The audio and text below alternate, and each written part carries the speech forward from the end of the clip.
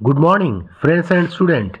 আজকে তোমাদের একটা 3D হার্ট অর্থাৎ কুড়ে ঘর এঁকে দেখাবো। কুড়ে ঘরটা খড়ের চালা থাকবে, হ্যাঁ, মাটির দেওয়াল, একটা সুন্দর একটা বাড়ি। এবার কীভাবে দেখো পেপারের মধ্যে সুন্দর উঠে আছে, এরকমভাবে তোমার পেপার ওপর থেকে 3D উঠে থাকবে। এটা কিন্তু ড্রয়িং, হ্যাঁ, দেখতে মনে হচ্ছে যে সুন্দর একটা নামানো একটা বাড়ি আছে। ঠিক আছে, যারা এই চ্যানেলের নতুন স্টুডেন্ট আছো তাদেরকে বলে রাখি, চ্যানেলটা লাইক, কমেন্ট এবং সাবস্ক্রাইব করে রাখবে। তার পরের ক্লাসগুলো আরও অ্যাটেন্ড করতে পারবে, আরও সুন্দর সুন্দর ড্রয়িং তোমরা শিখতে পারবে। ঠিক আছে, অ্যাট ফার্স্ট তোমরা একটা A4 ড্রয়িং শিট নিয়ে নাও। তারপরে দেখো আমি কীভাবে বানাচ্ছি। এখানে একটা লাইন দিলে মোটামুটি 3.5 সেন্টিমিটার, আর এদিকে একটা লাইন করছো এখান থেকে এই লাইনটা। ঠিক আছে, এটা হচ্ছে তোমার 5.5 সেন্টিমিটার। এই মাপের দুটো লাইন দিয়ে দিলে এবারে এখান থেকে মিডল লাইনটা আগে পুরো মোটামুটি কর্নারভাবে 45 ডিগ্রি অ্যাঙ্গেলে টেনে নাও। হ্যাঁ, এটা তোমরা একটু বেশি বড় কম করতে পারো, তাই এটা যে কোনো আমি 6.5 সেন্টিমিটার করেছি, তোমরা বেশি কম করতে পারো। এটাও একই মাপের হবে, একটু ছোট করতে পারো দিকটা, আর এটাও এর থেকে একটু ছোট করতে পারো স্লাইড। একই অ্যাঙ্গেলে টেনে গেলে এবারে এইগুলো জয়েন্ট করে দাও, এখানে জয়েন্ট করো এবং এখানে জয়েন্ট করো। ঠিক আছে, একটা লম্বাটে টাইপের একটা ধরো কিউব টাইপের মোটামুটি হলো। এরপরে ওরপর চালাটা ধরো কীভাবে করছি, ঠিক এখান থেকে একটা লাইন দাও, চালাটা ওপরে গেল, এখানেও একটা লাইন দিয়ে ওপরে গেল, একই অ্যাঙ্গেলে মোটামুটি উঠলো। একটু আচ্ছা, এখানে লাইন দিয়ে দাও, এরপরে আরেকটা লাইন দাও। দেখো বাড়ির চালাটা হয়ে গেল। এদিকটা একটু ঝুলে আছে, কিন্তু এই সাইডটাও ঝুলবে, ডান দিকটা একটু মুছে মনে ঠিক করতে হবে, বুঝলে। এখানটা মুছে নাও, মুছে একটু লাইনটা একটু বাড়িয়ে নাও, মানে চালাটা যেন ঝুলে থাকে। লাইনটা হলো, এই লাইনটা এখান থেকে একটু ঝুলিয়ে নাও, হ্যাঁ, তাহলে ঠিক হবে। আর উপরের লাইনটা তো আমার স্ট্রেট আছেই মোটামুটি, হ্যাঁ, 6.5 সেন্টিমিটার। আর এই নিচেরটাও একই আছে 6.5 সেন্টিমিটার। এটাকে এবার টেনে নাও, বাস হয়ে গেল। বাড়ির শেপটা কত সুন্দর হয়ে গেল। এবারে কি করতে হবে, এবারে দেখো এখানে দরজা বানাবো আর দুটো জানলা করব।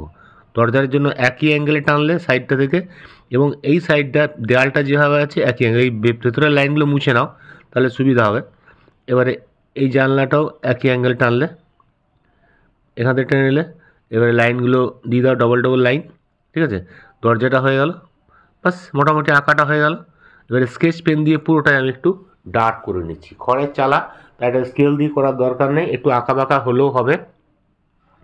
এই লাইনগুলো স্ট্রেট হবে, দেওয়ালগুলো মোটামুটি সোজা, সিমেন্টের দেওয়ালও হতে পারে। বাড়ির চালাটা তোমার হচ্ছে খড়ের, আর নিচগুলো সিমেন্টের দেওয়ালগুলো স্ট্রেট। তোমরা রড দেওয়া আছে জানলায়, ডবল ডবল দুটো করে লাইন দিয়ে দিলে, হ্যাঁ, দরজা হয়ে গেলো। ভেতরগুলো অন্ধকার ব্ল্যাক করে দিলে, ঠিক আছে। দরজাটা এখানে বানিয়ে নিলে, তার একটা লক। ঠিক আছে, এই অ্যাঙ্গেলগুলো যেন ঠিক হয়, তাহলে এটা 3D চলে আসবে। ভেতরে আজে বাজে যত লাইন লেখা লিখেছি সব মিটিয়ে পরিষ্কার করে পেপারটা পরিষ্কার করে দাও। এরপর এটা আমি প্যাস্টেল কালার করব। এটা 12 সাইড প্যাস্টেল দিয়েও করতে পারো ইজিলি, বেশি কিছু কালার নেই। নিচে ফার্স্টে লাইট ব্রাউন দিলাম, আর ওই সাইডে লাইট ব্রাউন দিয়ে দিলাম। এর উপরে একটু অরেঞ্জ মিক্স করছি, খুব ভালো করে ঘষে ঘষে মিক্স করবে, হ্যাঁ। তার উপরে লেমন ইয়েলো দিয়ে পুরোটা ফিল করে দিলাম, বাস খড়ের চালাটা হয়ে গেল। এটা ভালো করে আঙুলে ঘষে বা টিস্যু পেপার ঘষে এটা ব্ল্যান্ড করে দেবে। ঠিক আছে, দিয়ে আবার সরু সরু কিছু একটু লাইন দিয়ে দিলে তাহলে ঠিক খড়ের ইফেক্টটা আসবে। আচ্ছা, এবার এটা হয়ে গেল। এবার দেওয়ালটা দেখো, দেওয়ালের লেফট সাইডটা আমরা ডার্ক করব, রাইট সাইডটা লাইট করব। ডার্কের জন্য এটা ব্রাউন ইউজ করছি, হালকা করে পুরো ব্রাউন দিয়ে নিলে, আর এদিকের ওপরে একটু মার্ড কালার দিলে, আর এদিকটা ব্রাউনের ওপরটা ডার্ক ব্রাউন দিয়ে পুরো মার্ড কালার দিয়ে মিশিয়ে দিলে, ভালো করে ব্ল্যান্ড করে দিলে। আর এদিকটা কী করবে, লেমন ইয়েলো দিয়ে ওপরে একটু মার্ড দিয়েছি, তারপরে নিচ দিকটা লেমন ইয়েলো দিয়ে পুরো মিশিয়ে দিলে, বাস এদিকটা হয়ে গেল। বাস এবারে আমরা দরজাটা পুরো ব্রাউন করে দিচ্ছি, কাঠের দরজা, আর জানলা রডগুলো স্কাই করে দিলাম, বাস আমাদের আঁকার পরে কমপ্লিট। এবার একটু শেডিংগুলো করতে হবে। এটা ব্ল্যাক দিয়ে, যেখানে যেখানে ডার্ক পোর্শন আছে ব্ল্যাক প্যাস্টেল কালার দিয়ে শ্যাডোগুলো দিয়ে নাও। দরকার হলে 10B পেন্সিল দিয়েও ডার্ক করে দিতে পারো, হ্যাঁ। 10B বা 6B পেন্সিল দিয়ে আমি শ্যাডোটা করছি, বাড়ির ছায়াটা সামনে পড়ছে। এটা ব্লেন্ডার বা এয়ারবাড দিয়ে বা কাপড় দিয়ে ঘষে এটাকে মিশিয়ে দিতে পারো।